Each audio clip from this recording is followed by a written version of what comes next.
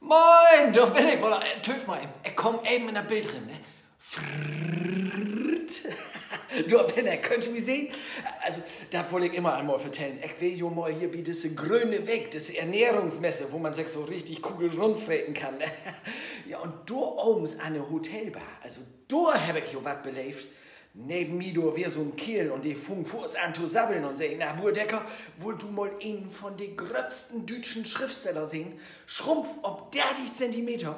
Ich sag, na, nu töf mal eben auf. Also, du bist wohl ein bisschen länger hier an der Theke, wa? Nee, sag ich. Aber schall ich dir denn mal wiesen, den grötzten deutschen Schriftsteller schrumpft ob 30 Zentimeter? Ich sag, ja, denn man to.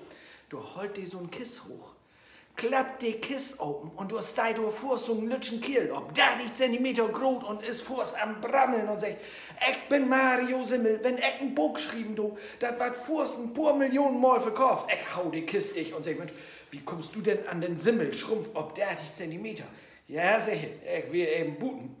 Und du hab ich einen Buddel von und du wir ein Flaschengeist in, ja, und der hat mir einen Wunsch erfüllt.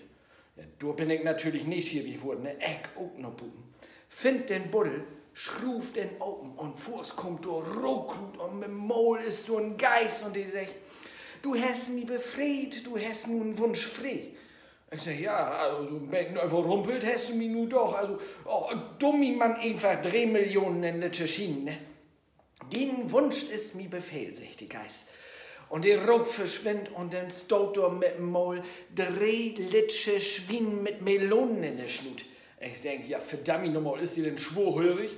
Du wohl 3 Millionen in Litsche Schienen und du stot 3 Litsche Schwien mit Melonen in der Schnut. Ich wolle rennen zu den Kiel. Ich sag, Junge, also, das hast du mir auch eben sagen können, da die Olle Geist schwerhörig ist. Ich will 3 Millionen in Litsche Schienen und du stot 3 Litsche Schwien mit Melonen in der Schnut.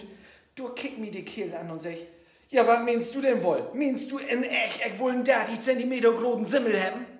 Ja, also, in dessen Sinn, Buur Decker wünsche wohl am Mut wecken. Bis bald mal. Tschüss!